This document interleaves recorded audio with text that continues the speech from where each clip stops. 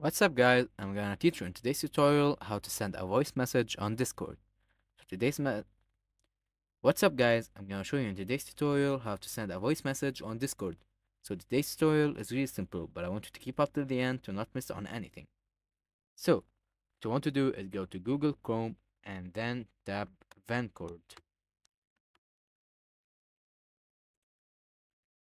You're gonna go to the link and then click on download Vancord. When it's done, you're gonna go ahead and launch it. To appear like this. You're gonna tap on install,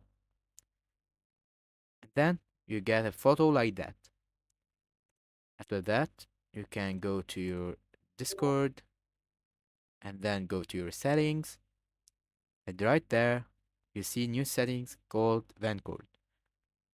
Don't have them here because I'm on the website. From the app, you'll find them. So that you're gonna go to your Vancord settings and give access to your mic. And then you can go to any chat and click the plus sign and then record message, and that's it guys.